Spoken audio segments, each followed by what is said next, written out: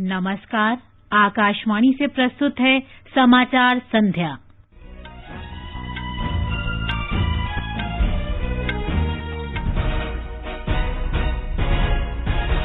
मंत्रिमंडल ने जम्मू कश्मीर में 850 मेगावाट की पनबिजली परियोजना के लिए 5,200 करोड़ रुपए से अधिक के निवेश को मंजूरी दी।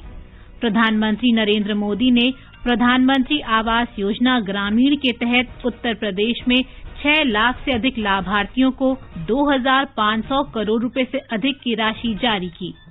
सरकार और किसान संगठनों के बीच 10वें दौर की वार्ता नई दिल्ली में संपन्न। निर्वाचन आयोग ने कहा, असम के राष्ट्रीय नागरिक रजिस्टर में जिनके नाम नहीं है, वे भी विधानसभा चुनाव में अपने मताधिकार का इस्तेमाल कर सकते हैं। कोविड-19 के भारत में बने टीकों की पहली खेप भूटान और मालदीव पहुंची और जो बाइडेन आज अमेरिका के 46वें राष्ट्रपति के रूप में शपथ ग्रहण करेंगे। समाचार संध्या में नईम अख्तर के साथ मैं प्रियंका अरोड़ा। कोविड महामारी के खिलाफ देश एकजुट होकर लड़ रहा है। आप भी हमारे साथ सुरक्षा और बचाव के 3 आसान एहतियाती उपायों का संकल्प लें। मास्क पहनें, 2 गज दूरी है जरूरी, सुरक्षित दूरी बनाए रखें, हाथ और मुंह साफ रखें। और अब समाचार। केंद्रीय मंत्रिमंडल ने जम्मू कश्मीर के किश्तवाड़ में चेनाब नदी पर बनाई जा रही 850 मेगावाट क्षमता वाली रेटले पनबिजली परियोजना के लिए 5,282 करोड़ रुपए मंजूर किए हैं। ये परियोजना राष्ट्रीय पनबिजली निगम NHPC और जम्मू कश्मीर राज्य बिजली विकास निगम का संयुक्त उद्यम है। इसमें NHPC की 51% और जम्मू कश्मीर राज्य बिजली विकास निगम की 49% हिस्सेदारी है। रेटले परियोजना 60 महीने में पूरी हो जाएगी। इसके बनने वाली परियोजना से ग्रिड में सुधार किया जा सकेगा, जिससे बिजली आपूर्ति बेहतर होगी। इस पनबिजली परियोजना से 4,000 लोगों के लिए प्रत्यक्ष और परोक्ष रूप से रोजगार के अवसर बनेंगे, जो जम्मू कश्मीर के सामाजिक और आर्थिक विकास में बड़ा योगदान करेंगे।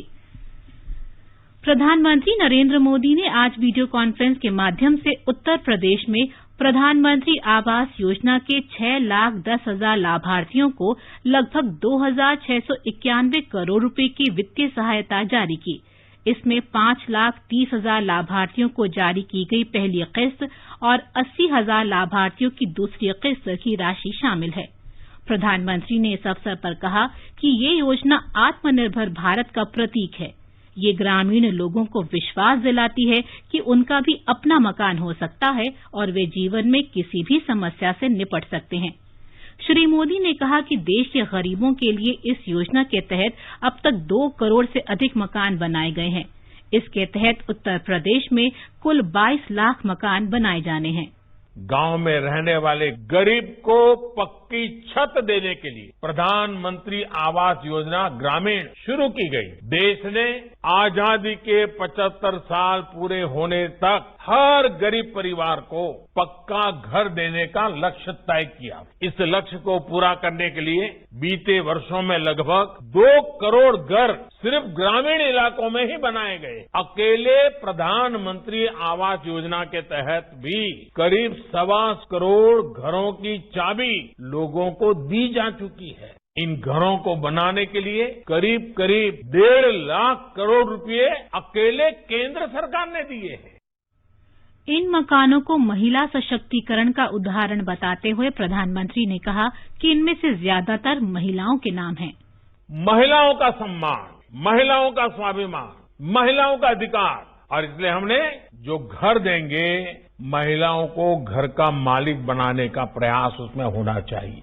ऐसे सभी परिवारों की पहचान करके भी उन्हें इस योजना से जोड़ा जा रहा है। ये आवास ग्रामीण क्षेत्रों में महिलाओं के सशक्तिकरण का भी एक बहुत बड़ा माध्यम बन रहे हैं, क्योंकि अधिकतर आवास घर की महिलाओं के नाम पर ही आवंटित किए जा रहे हैं। जिनके पास जमीन नहीं है उन्हें जमीन का पट्टा भी दिया जा रहा है। इस पूरे अभियान की सबसे खास बात यह है कि जितने भी घर बन रहे हैं सबके लिए पैसा सीधे गरीबों के बैंक खातों में दिया जा रहा है।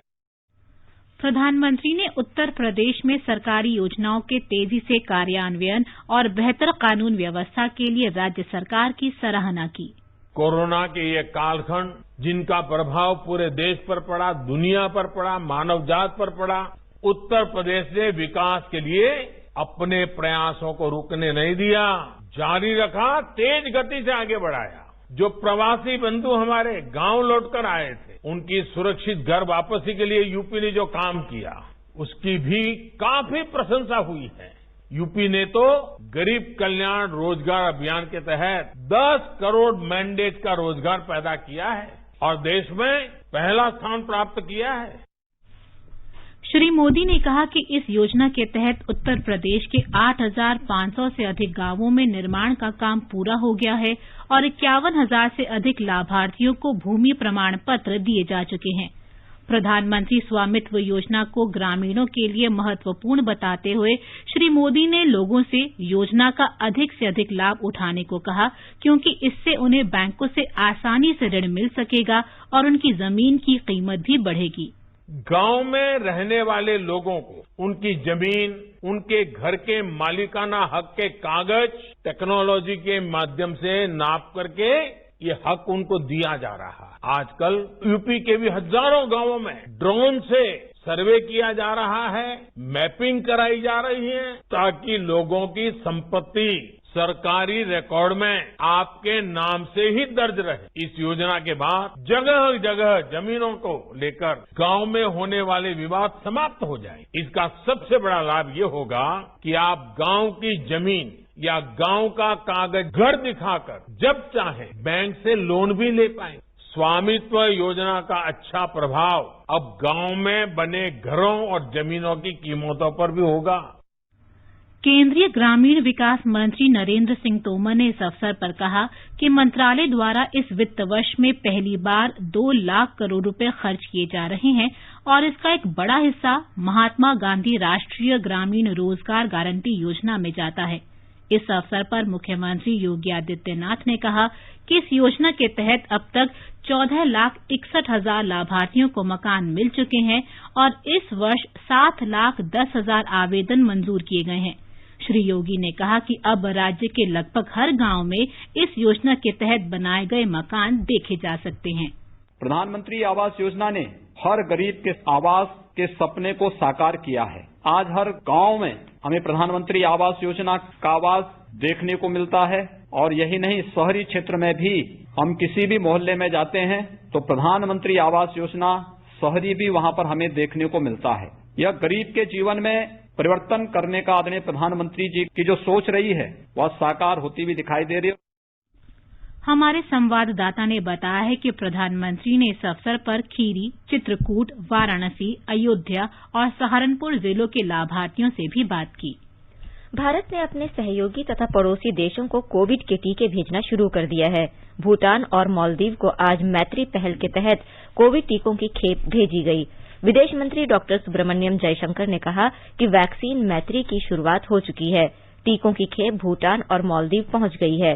उन्होंने कहा कि ये भारत की पड़ोसी पहले नीति का एक और उदाहरण है।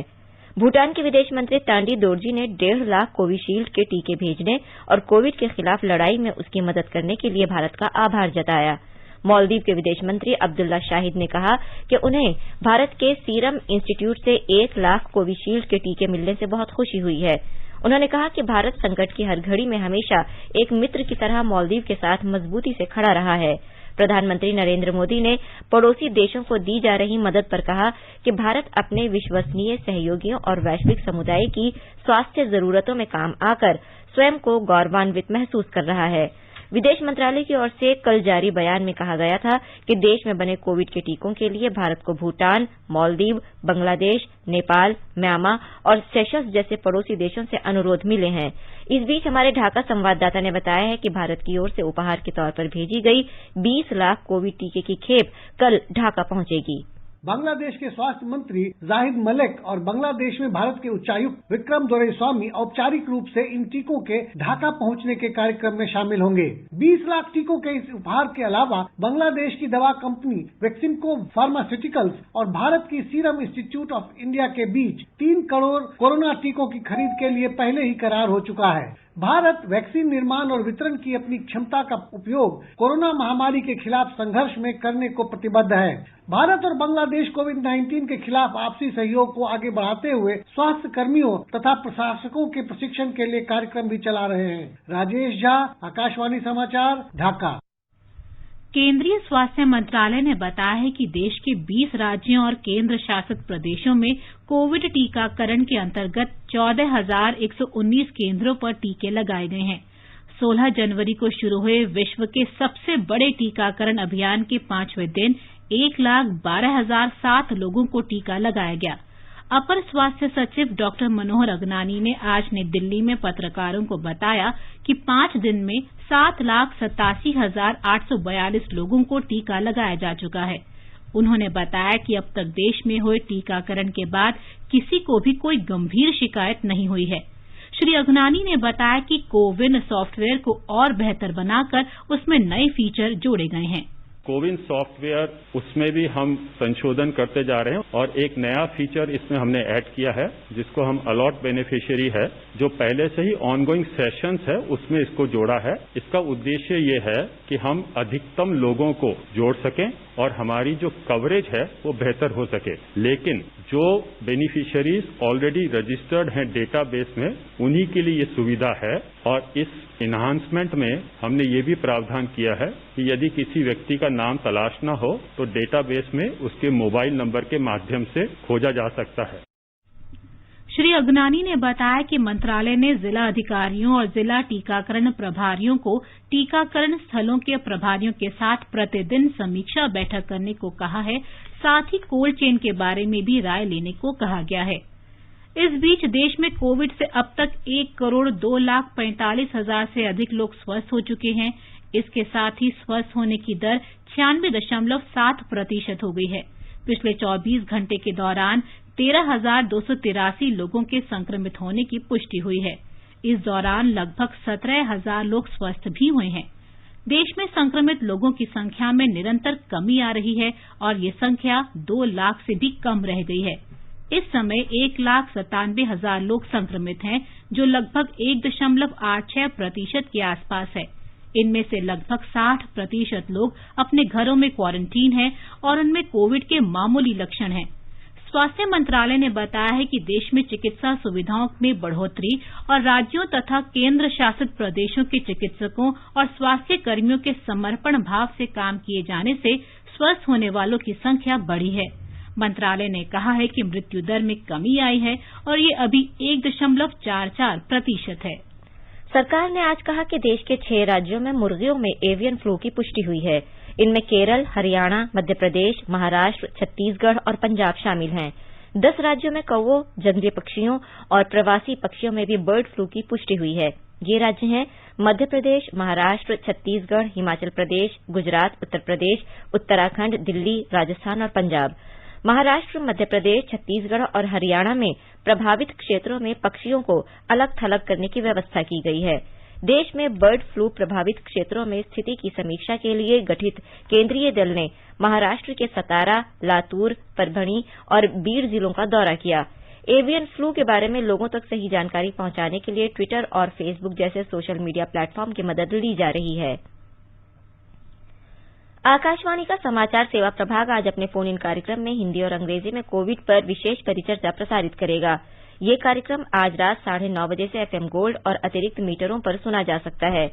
नई दिल्ली स्थित अखिल भारतीय आयुर्विज्ञान संस्थान की निदेशक डॉ तनुजा मनोज नेसरी परिचर्चा में भाग लेंगी।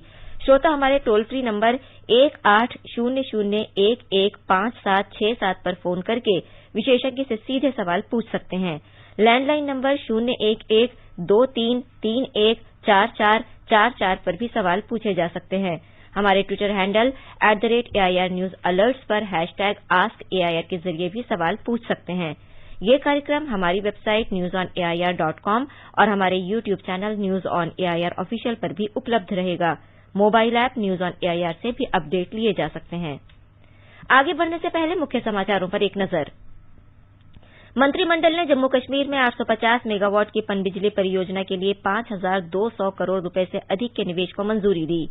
प्रधानमंत्री नरेंद्र मोदी ने प्रधानमंत्री आवास योजना ग्रामीण के तहत उत्तर प्रदेश में 6 लाख से अधिक लाभार्थियों को 2,500 करोड़ रुपए से अधिक की राशि जारी की। सरकार और किसान संगठनों के बीच 10वें दौर की वार्ता नई दिल्ली में संपन्न। निर्वाचन आयोग ने कहा, असम के राष्ट्रीय नागरिक रजिस्टर में जिनके नाम नहीं है वो भी विधानसभा चुनाव में अपने मताधिकार का इस्तेमाल कर सकते हैं। कोविड-19 के भारत में बने टीकों की पहली खेप भूटान और मालदीव पहुंची और जो बाइडेन आज रात अमेरिका के 46वें उपराष्ट्रपति के रूप में शपथ ग्रहण करेंगे। केंद्र सरकार और किसान संगठनों के बीच 10वें दौर की वार्ता आज नई दिल्ली में विज्ञान भवन में हुई। केंद्रीय कृषि मंत्री नरेंद्र सिंह तोमर, वाणिज्य और उद्योग मंत्री पीयूष गोयल तथा वाणिज्य और उद्योग राज्य मंत्री सोम प्रकाश के अलावा विभिन्न किसान संगठनों के प्रतिनिधि बैठक में मौजूद रहे।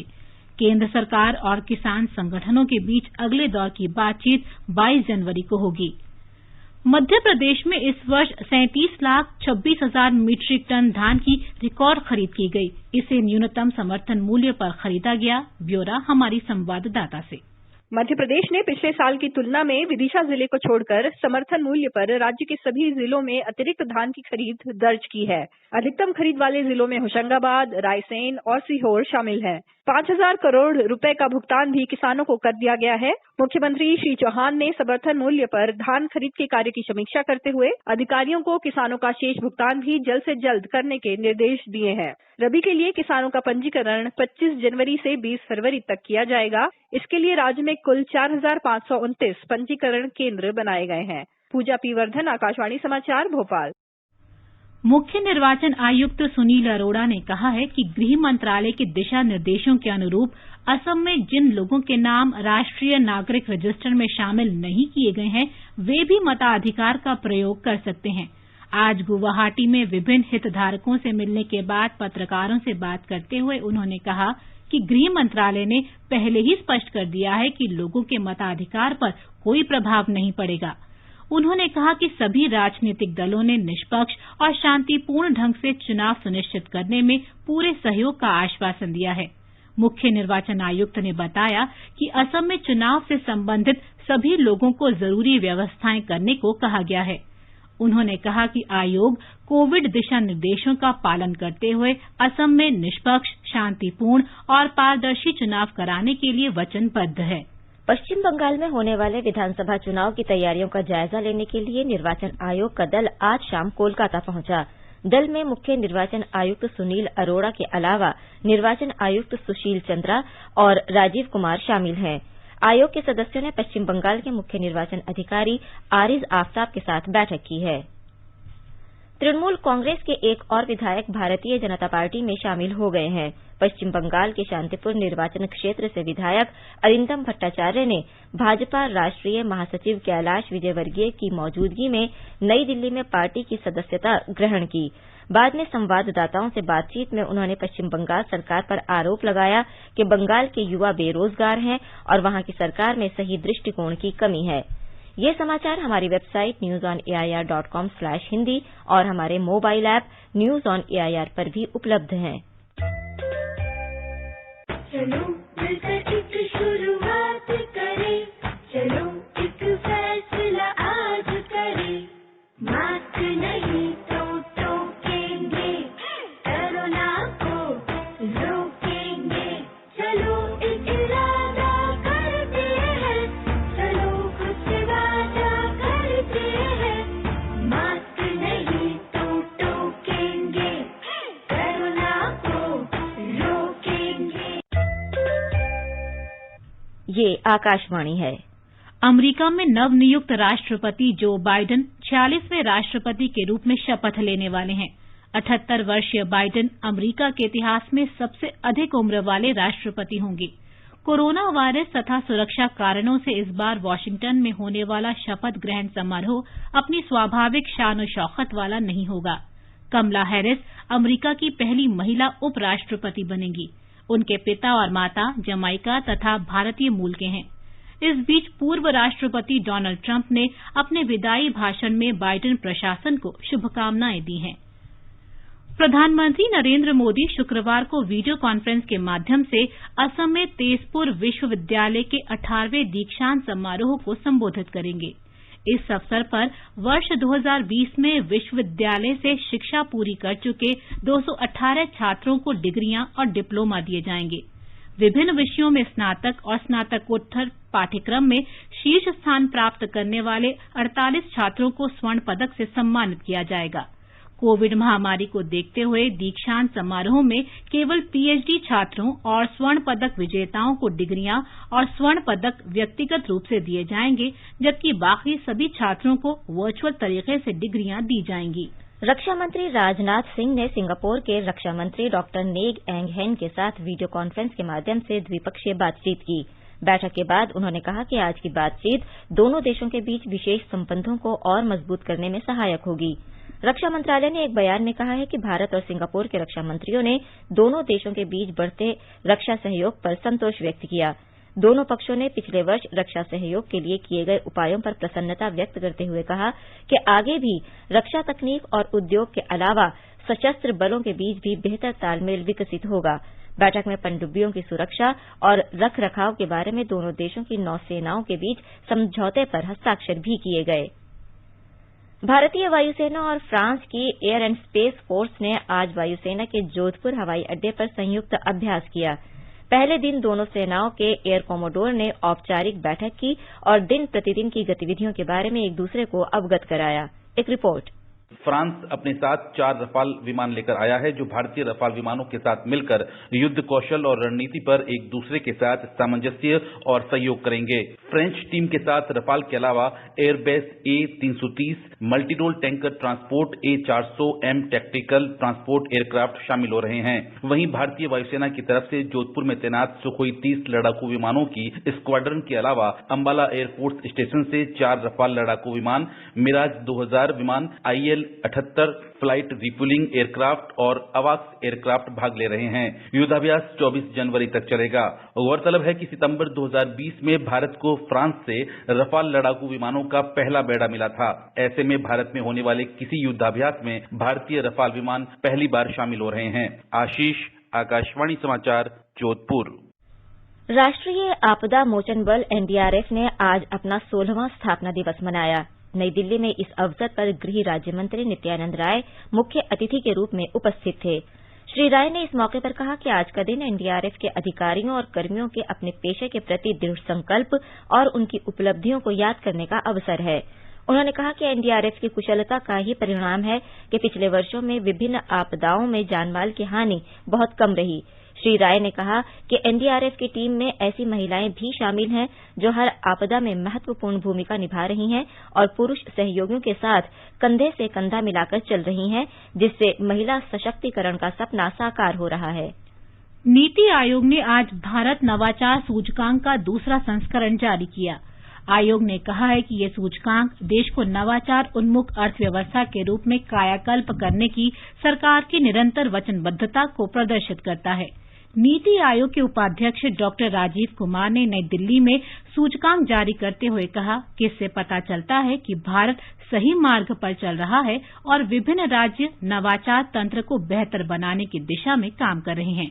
इस अवसर पर आयोग के मुख्य कार्यकारी अधिकारी अमिताभ कांत ने कहा कि नवाचार देश को आत्मनिर्भर बनाकर $50 खरब की अर्थव्यवस्था बनाने में बहुत महत्वपूर्ण भूमिका निभाएगा।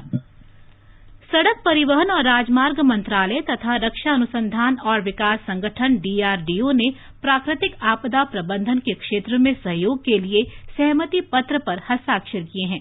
सहमति पत्र पर सड़क परिवहन और राजमार्ग मंत्रालय के सचिव गिरिधर अरमाने और DRDO के सचिव डॉक्टर सतीश रेड्डी ने हस्ताक्षर किए। इसके तहत सड़क परिवहन मंत्रालय और DRDO देश में बर्फबारी से प्रभावित क्षेत्रों में बर्फीले तूफान तथा भूस्खलन जैसी घटनाओं की स्थिति में तकनीकी सहयोग करेंगे। इस पहल से लोगों के लिए देश में राजमार्गों का इस्तेमाल सुरक्षित हो सकेगा और साथ ही उन्हें भूस्खलन और ऐसी ही अन्य प्राकृतिक आपदाओं के दुष्प्रभावों से बचाया जा सकेगा। जम्मू कश्मीर के विभिन्न विकास परियोजनाओं, पर्यटन पुनरुद्धार और सड़क संपर्क का जायजा लेने के लिए आज 31 सांसदों का एक प्रतिनिधिमंडल 3 दिवसीय दौरे पर श्रीनगर पहुंचा। प्रतिनिधिमंडल के सदस्य राज्य सरकार के प्रशासनिक अधिकारियों के साथ अनौपचारिक बैठकें करेंगे। प्रतिनिधिमंडल राज्य के कई स्थानों पर जाएगा और विभिन्न क्षेत्रों में हो रहे विकास कार्यों का जायजा लेने के लिए वहां के कई प्रतिनिधिमंडलों के साथ बैठकें करेगा।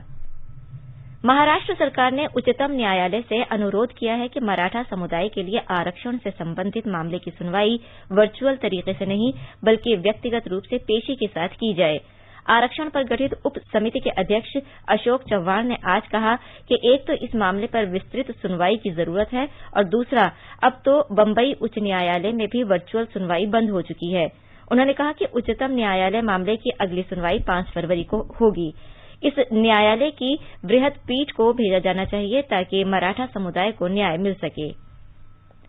मुंबई पुलिस ने विवादास्पद वेब सीरीज तांडव के निर्माताओं के खिलाफ आज एक नई एफआईआर दायर की। ओटीटी प्लेटफॉर्म पर दिखाए जाने वाले इस शो की इस कारण आलोचना की जा रही है कि इसमें एक समुदाय के लोगों को गलत ढंग से प्रदर्शित किया गया है। भारतीय जनता पार्टी के विधायक राम कदम द्वारा दायर शिकायत के आधार पर घाटकोपर पुलिस थाने में प्राथमिकी दर्ज की गई। इसमें सीरीज के मुख्य अभिनेता सैफ अली खान के अलावा अली अब्बास जफर, हिमांशु मेहरा, अपर्णा पुरोहित, गौरव सोलंकी और अमित अग्रवाल को नामित किया गया है। बंदरगाहों की समीक्षा के लिए 3 दिवसीय चिंतन बैठक 21 से 23 जनवरी के बीच गुजरात में आयोजित की जा रही है। बंदरगाह, जहाजरानी और जलमार्ग मंत्री मनसुख मांडविया बैठक की अध्यक्षता करेंगे। इस दौरान शहरी परिवहन, सरोद बंदरगाहों का प्रभावी कार्यान्वयन तथा अंतर्राष्ट्रीय पंचाटों से संबंधित मुद्दों पर चर्चा की जाएगी। 10वें गुरु गोविंद सिंह जी की 354वीं जयंती के अवसर पर बिहार में प्रकाशोत्सव पूरे उल्लास के साथ मनाया जा रहा है। इस अवसर पर गुरु गोविंद सिंह जी की जन्मस्थली पटना साहिब के तख्त श्री हरमंदिर साहिब गुरुद्वारे में मुख्य कार्यक्रम आयोजित किया गया है। देश भर से हजारों श्रद्धालु वहां पहुंचे हैं। राष्ट्रपति और प्रधानमंत्री ने गुरु गोविंद सिंह जी के प्रकाश पर्व के अवसर पर शुभकामनाएं दी हैं। और अब अर्थ जगत की खबरों के साथ हैं विशाल शर्मा। सकारात्मक वैश्विक संकेतों के बीच आज प्रमुख घरेलू शेयर बाजार नई रिकॉर्ड ऊंचाई पर बंद हुए। बॉम्बे स्टॉक एक्सचेंज का सेंसेक्स 394 अंक के उछाल से 49,792 पर बंद हुआ। नेशनल स्टॉक एक्सचेंज का निफ्टी भी 124 अंक की वृद्धि से 14,645 पर पहुंच गया। अंतर बैंकिंग विदेशी मुद्रा विनिमय बाजार में $1 की तुलना में रुपया 14 पैसे मजबूत होकर 73 रुपए 3 पैसे के स्तर पर पहुंच गया और अंतर्राष्ट्रीय बाजार में ब्रेंट कच्चा तेल $56.40 प्रति बैरल के आसपास कारोबार कर रहा था। और अब एक नजर कल के मौसम पूर्वानुमान पर। राष्ट्रीय राजधानी दिल्ली में दिन में तेज हवाएं चल सकती हैं। तापमान 8 और 20 डिग्री सेल्सियस के आसपास रहेगा। मुंबई में आसमान साफ रहेगा। तापमान 18 और 32 डिग्री सेल्सियस के बीच रहने के आसार हैं। चेन्नई में सुबह कोहरा छाया रहेगा। तापमान 24 और 30 डिग्री सेल्सियस के बीच रहने की संभावना है। कोलकाता में न्यूनतम तापमान 16 और अधिकतम 27 डिग्री सेल्सियस के आसपास रहेगा। जम्मू में आसमान साफ रहेगा। न्यूनतम तापमान 7 डिग्री सेल्सियस जबकि अधिकतम 22 डिग्री सेल्सियस के आसपास रहेगा। श्रीनगर में सुबह कोहरा छाया रहेगा। वहीं लेह में कहीं कहीं बादल छाए रहेंगे। गिलगित में आंशिक रूप से बादल छाए रहेंगे। तापमान 0 से 6 डिग्री नीचे और 11 डिग्री सेल्सियस के बीच रहने की संभावना है। मुजफ्फराबाद में आमतौर पर आसमान साफ रहेगा। तापमान 3 और 19 डिग्री सेल्सियस के बीच रहेगा। गुवाहाटी में सामान्यतः बादल छाए रहेंगे और हल्की बारिश हो सकती है। समाचार कक्ष से दीपिका शर्मा। केंद्र शासित प्रदेश जम्मू कश्मीर के उपराज्यपाल मनोज सिन्हा ने आज जम्मू में प्रीमियर लीग की शुरुआत की घोषणा की। उपराज्यपाल ने आकाशवाणी संवाददाता से बातचीत में बताया कि खेलों के बुनियादी ढांचे के विकास और खेल प्रतिभाओं को प्रोत्साहित करने के लिए प्रधानमंत्री विकास पैकेज के तहत 200 करोड़ रुपए स्वीकृत किए गए हैं। और अंत में मुख्य समाचार एक बार फिर। मंत्रिमंडल ने जम्मू कश्मीर में 850 मेगावाट की पनबिजली परियोजना के लिए 5,200 करोड़ रुपए से अधिक के निवेश को मंजूरी दी।